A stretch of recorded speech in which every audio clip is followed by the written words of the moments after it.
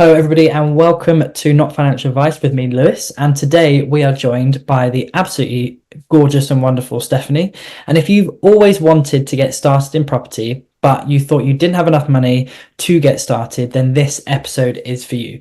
Stephanie Taylor, my wonderful guest, is a property investor, co-founder of award-winning property management and development company, HMO Heaven, and co-founder of Rent to Rent Success, which has inspired thousands of people now on non-traditional investors to get started in property.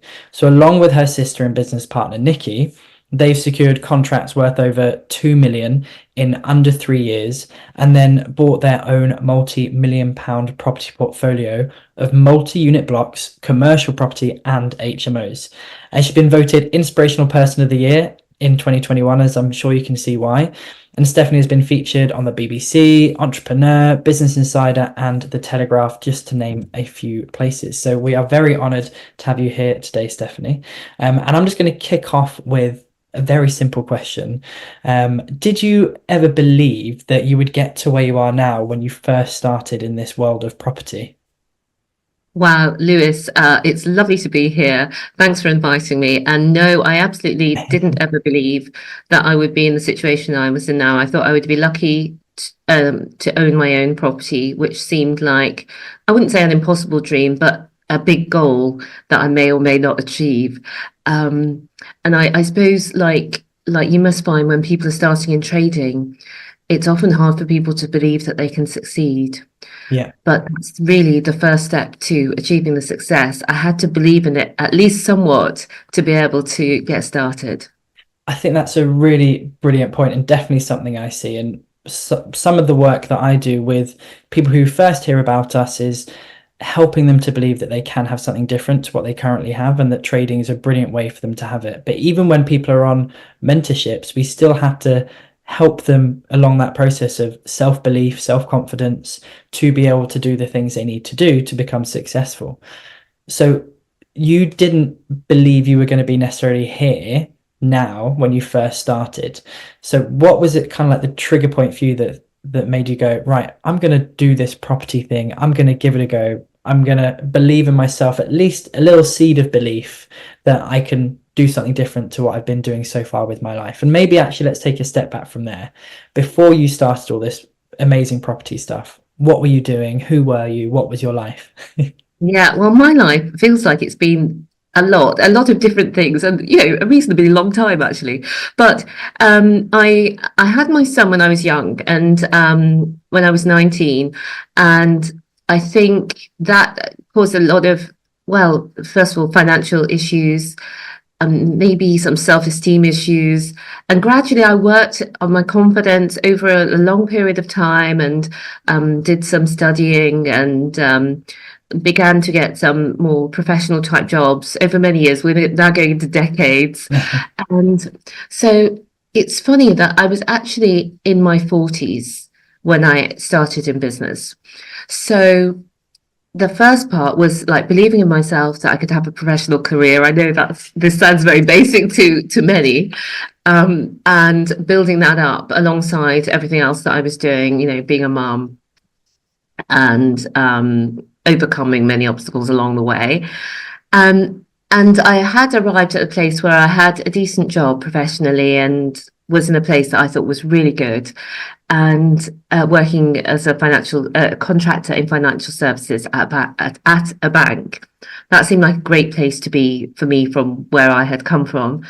And what the trigger point was, and for many people it's just an ordinary moment, but it takes on extraordinary significance because of what it sparks up. And it was the same for me. And it was a telephone call with my mum when she called me one morning, and I was getting ready for work. I worked at the bank, as I said, had a lovely flat in Bristol on the harbour side, and I worked at Lloyd's, that was in Millennium Square, so it was just a walk to work.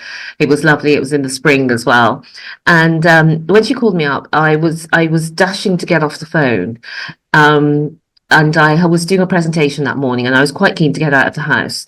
But she didn't usually call me in the mornings, which sort of hadn't occurred to me. And the call ended, and she was sort of sounding apologetic for calling. And I got into work, did the presentation, all went well. I was congratulating myself at my desk in the afternoon about how it had all gone well, the feedback, and wasn't that amazing? And then it just came back to me, the thought of my mum, waking up in bed, she wasn't very well, alone, reaching out for a bit of support and someone just to say, everything's okay, we love you. And not to get that, but also beyond that, who do I want to be as a person? What's most important in my life? Is it the people in it, like my mum, or is it my job? And at the time, I felt that I'd put my job first on that occasion, and there are lots of different ways to do things. But I just thought, how could I live and have more flexibility that if I had wanted to go to Birmingham that morning, that I could have done.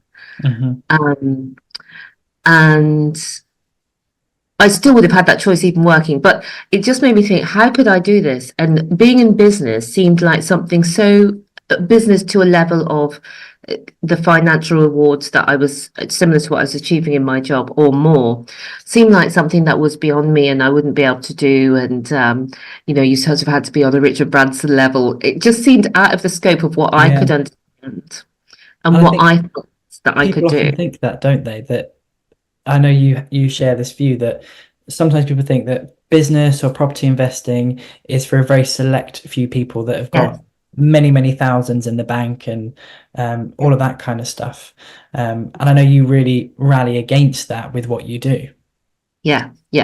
And I suppose as well, depending on your background, as a Black woman, where my parents came to the UK from Jamaica, and all of that, and perhaps not having family or friends who are so much property investors, there's a certain way of thinking about working hard academically, doing well, and getting a good job in inverted commas, rather than being entrepreneurial and owning assets.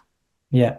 And do you think that comes down to the desire to create security versus the desire to create freedom? Because it's about what you need in that moment, right? And we all fluctuate on that on probably a day-to-day basis, but definitely at different stages in our lives. And I've definitely noticed that the older I get, the more I'm looking for security. And what got me into wealth creation was freedom. But now I've got freedom, I'm craving more security in different kinds of ways. So there's definitely, I think, this pendulum that swings for a lot of people. So what was it that helped you break out of that mold and think, I'm going to do something different and it's going to be property? Because yes, we've had that experience now at work where we're realizing we're focusing on kind of the wrong thing at the wrong time, and we're not spending the time we want to be spending with our family. So what was kind of the journey from there? Because that's still a big journey from that realization, that moment, to then actually moving that into some form of activity and some form of action, rather than just feeling the pain of that awareness. Yeah. So the thought was the bank would have been absolutely fine without me, but my mum won't. And also I wanted to be the person with my mum. And so that made me think, how can I do this? And I started to just find out information. So I realized that a lot of people who are independent and don't need to work in a specific place, although of course this has changed now after COVID, many people are working from home in all sorts of roles. But at the time, working from home was less prevalent than it is now. And I just knew that for my life, I wanted to create that. And I started looking around to see what was there. And I thought property would have been a way, as opposed to business, because property seemed more understandable to what I class myself, the normal person. And we all know people who've accidentally done very well in property just by owning a home and living in it. And so I just thought it's property, and I started going to events and doing trainings and learning about it. And then I found a strategy that seemed to suit my situation, which was not having a huge amount of money to invest in it, having some money but not a huge amount, and being able to manage a process that is a business, but is doable for me at that time. Yeah. So was that because you could do it alongside working at the time? Yeah. Yeah, you could do it alongside working. You could do it with a small amount of money. You could do it with the skills that I assessed. I've got enough skills to be able to Yeah. do this. Um, and over time, you could obviously become more and more confident. And then Yeah. I went from starting off with a property business where we were managing other people's properties in a certain type of way that's more financially rewarding, and then eventually to buying properties and so on. So we're talking here initially about rent to rent. Yes, So that's right. That's right. Yeah. you are the rent to rent queen, you and your sister. So for people who don't know what rent to rent is, can you give us just a quick explanation of what that is and how it works? I love to. So basically, most people listening will know about buy to let, where you buy a property and you rent it out and you make money. Typically, you would need, even on a lower priced property, about £50,000 for the deposit and for any refurbishments, buying costs, and all the rest of it. So you'd need that in the typical fashion upfront. So you'd need about £50,000 at the moment, with things the way they are, with mortgages and so on. You're making about, on a typical single let, about £200 or £300 a month profit, and that can easily go if you have additional costs unexpectedly. So you're putting in 50 grand and you're getting £200 to £300 a month, and so you'd need a lot of those 50 grand to be able to come up to an income that might replace someone's salary.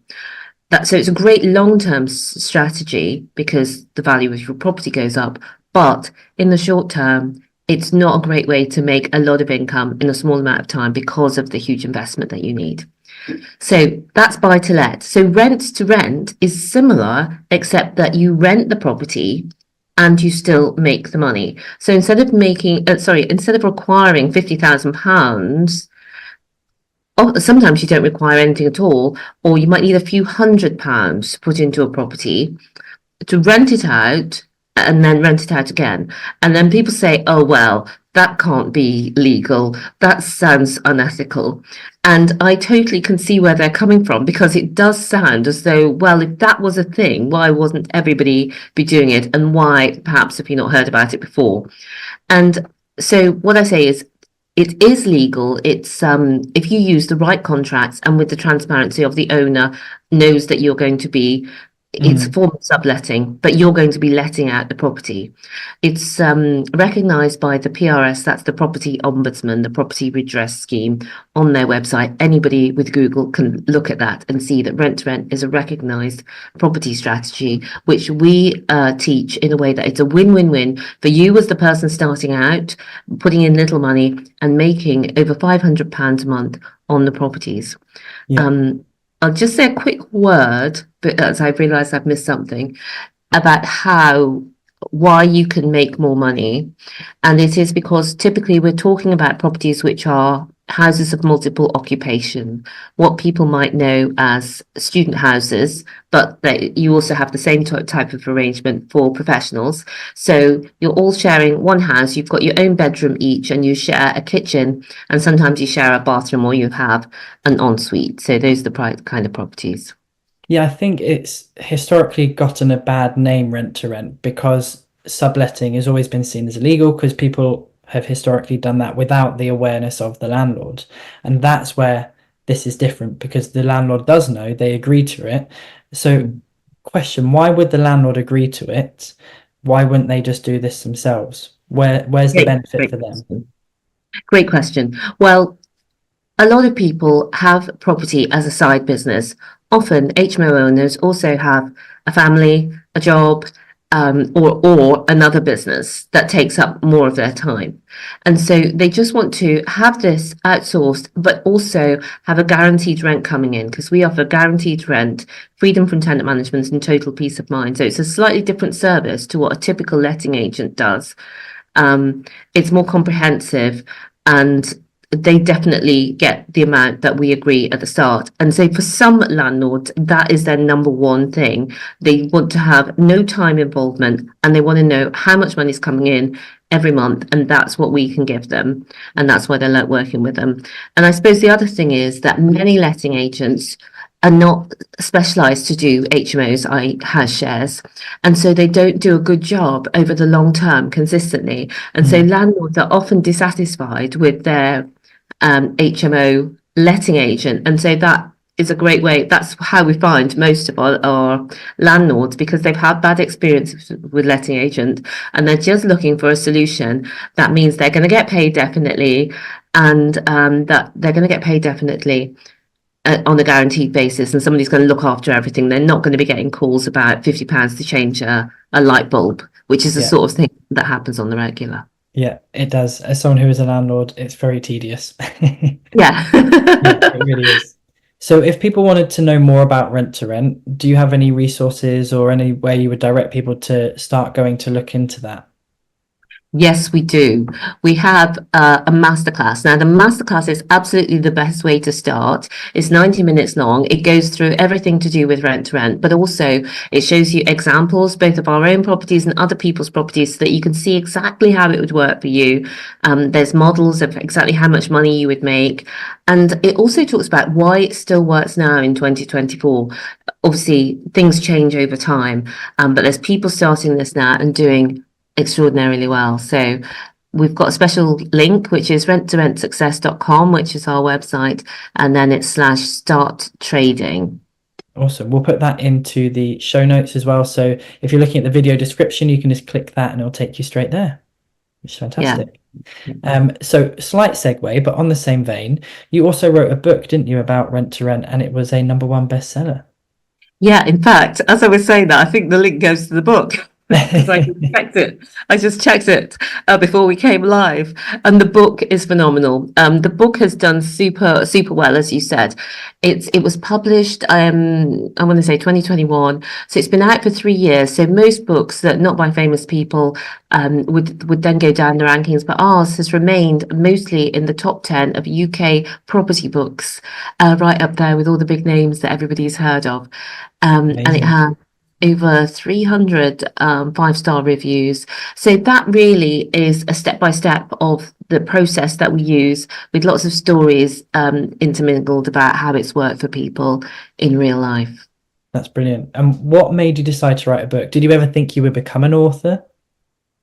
No, it's so funny, isn't it? Well, actually, as a girl, I used to read a lot. Yeah. I used to read a lot, and but yeah, writing a book was magical, and I loved the process. I love people loving the book, and we did the book because we want this information to be able to go out there to anybody who wants it.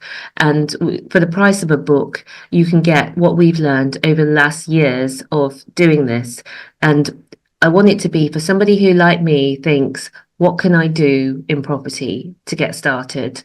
Who maybe doesn't have as much self-belief like I didn't when I started, and give them the simple steps that they need to take in a way that is clear and concise and, detailed.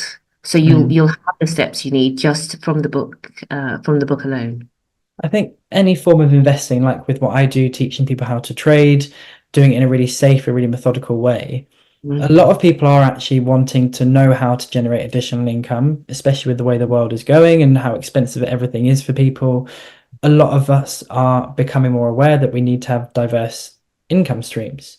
And I think part of the problem with that awareness is there's just so much information out there that it can become really tricky to know where to go, who to trust, all of that kind of thing.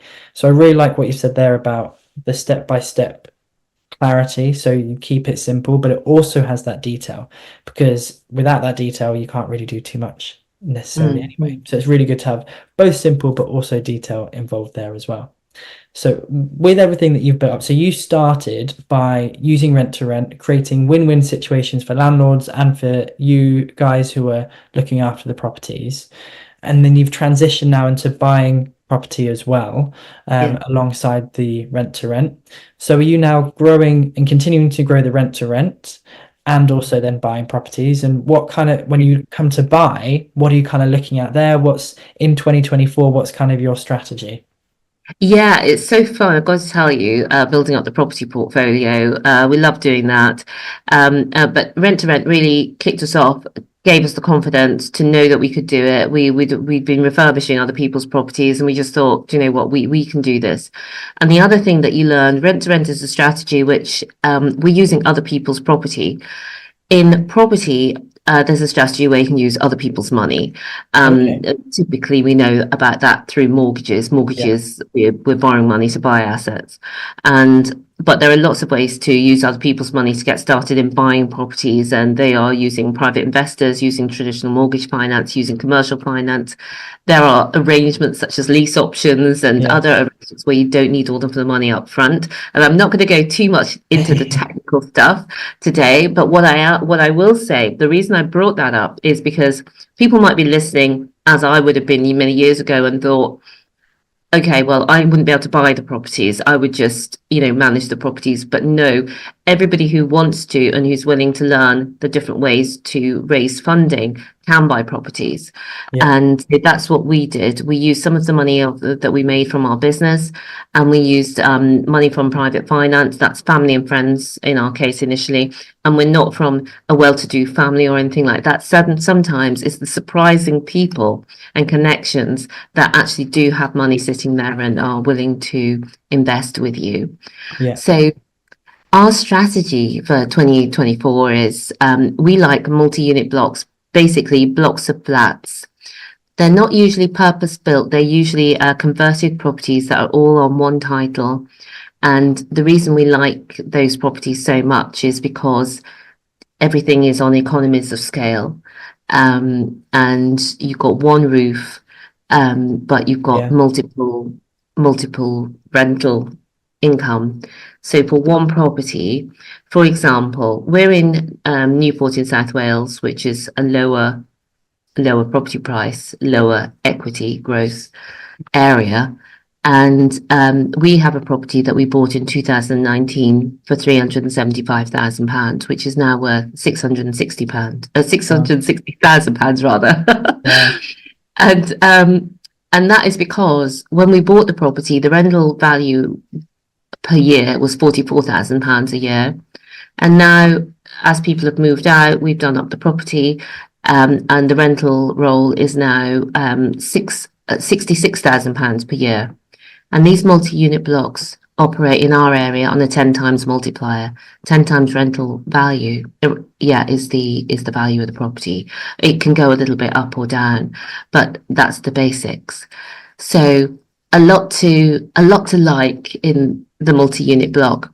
Yeah. And for people just starting out, I think it's great to think about maybe you could buy a house that's been converted into 2 flats, for example, or 3 flats. That's a great way to start. So do they split out the utilities on those then? And part of the reason I went, oh, okay, before, because obviously I've grown my own property portfolio using my own money from trading, but also other people's money. But I'd never heard it phrased that way before, that with rent to rent, you're using other people's property. And then a quick way to grow your own ownership of a portfolio is using other people's money. I've never heard that contrast before, so I really liked that. So yes, when you're doing these blocks or one roof but multiple units underneath them, how do the utilities work? Or are you covering all the utilities in the rent roll? How does that work? Yeah, it is better to split them out because it's just, for one thing, there's no admin if you're not paying the bills before you even think about costs and so on. So yeah, we do always split the utilities, and that is a big investment up front, cost wise and also time wise, because it takes ages for the utilities to come out and do their thing. But it's well worth it, as you say. So we don't pay the utility bills on those properties. So do you buy the units like a house already as flats, or do you buy it and then turn it into flats? That's the most efficient. We've done both. So our best property is got 12 units, 11 residential and a shop. One of them's a 2-bed flat, the other's a little studios. And when we bought that, it was just in a poor condition. And so you buy at a lower price. It's still got money coming in. So it's from the moment you complete, you're starting to get the rent from the people who are already living there. Yeah. And then over time, you can refurbish the property. So we've done that, and that we find very efficient in terms of both short-term and long-term growth. We've also bought a property where it was a commercial property and turned it into 4 flats, and that was a nightmare. And we've got another one. We seem to have a lot that are 4 flats. We've done that a couple of times. The other one was residential, and we turned it into 4 flats. The other one was commercial, and we turned it into 4 flats. Yeah, So what we've learned from that, Lewis, is that if we're doing this again, it won't be 4 flats, because for all the work you put into 4 flats, you could have done 12. Like yeah, our biggest one is 12 flats, and so we're looking for properties that are more than 12 units, or where we could convert to more than 12 units to make it worth the pain of the development. yeah, yeah, completely, completely. But in an ideal world, you like the idea of run down Yeah, properties which are already converted to flats, yes, and then you can just renovate it and improve it over time. exactly. And the equity growth is on a par with if you'd taken that commercial and, but sorry, when you buy the old property and do it up, the equity growth, as I said, that one example, 375 to 660 in an area that doesn't grow that fast. So Yeah. you would get more if you were, say, in London or somewhere, you get more growth. But when you buy to refurbish, you get some equity growth, but you spend so much that the amount of money you make initially is not so much at all. Yeah, It's just a very costly strategy, but great long term. So yeah, we are open to both, but it just needs to be enough units to to make it make worth the it pain. worthwhile. Yeah, to make it worth the pain, exactly. Completely, completely. And this is why I love trading, because I don't have to deal with any of that at all. And I can Yeah. just be me, 30 minutes a day in front of my screen, done. Shut my laptop, get on with my life. It's brilliant. But yeah, I also believe in diversified investments, which is why I'm also a property investor too. But yeah, I love that strategy. I'm definitely going to be picking on that one and seeing if I can play around with that one and see if I can make that work within our strategies for this year. So yeah, very, very exciting. So what would one piece of advice be that you would give to somebody that's looking to get started in the property investing space? I think work out what you want to do first, what your goals are. You've got to work out what your assets are, knowledge, time, and money. And with those assets, what are your goals and what can you achieve? If you do want to do something like rent to rent, then obviously get our book at renttoRentSuccess.com/start trading.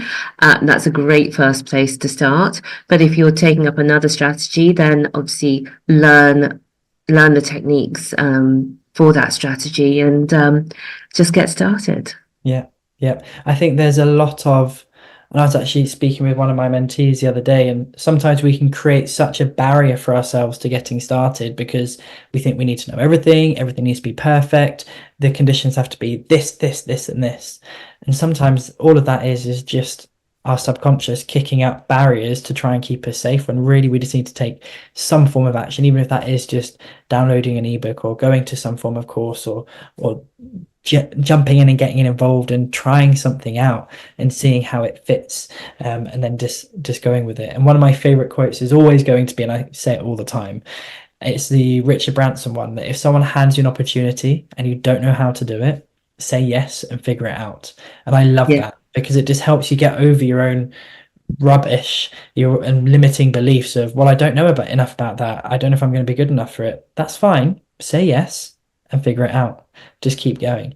And I think a lot of people who are successful, they kind of have an element of that. They don't know what they're doing, they're just going to give it a go, hope for the best, and do the work to make it work, but just go for it and just give it a good old go. Absolutely, and all of our people who've been successful. We had an event last year, Lewis, Rent to Rent Revolution, and the best part, the feedback was that the bit of the event that people loved most was when all of our past successful students came on and talked about how they got started, and nearly every single one of them said that they found it, they couldn't quite believe that you could do this, and then they did it and became successful, and now people are saying how lucky they are to have achieved the success that they have. But as you know, Lewis, it's just a case of taking that jump, because the hassle that you have involved in the hassle or the time or the commitment or whatever the friction is to being successful is actually the same stuff that you have from being frustrated in your job and wanting to have another stream of income, but not taking that step. That is just as much a burden.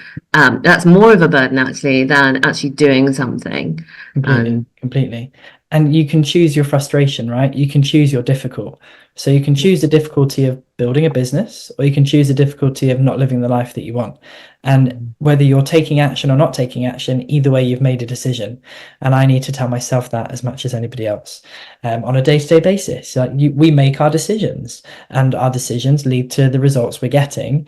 And when we can take radical self-ownership of that, as painful as it is to do sometimes, that's when life starts to change, and we can start to move towards the things we truly want, or at least that we say we truly want.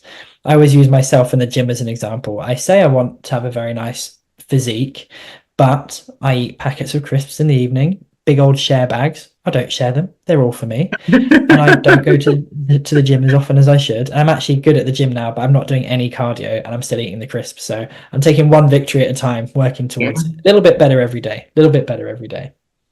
And you know what? That is enough, because the person who's doing one thing out of three is so much better than the person who's doing nothing at all. Yeah. And I think we've all got an area of our life where we're performing amazingly, and then we've got another area where it's, like the gym for you, or you're starting up, and you're doing super well.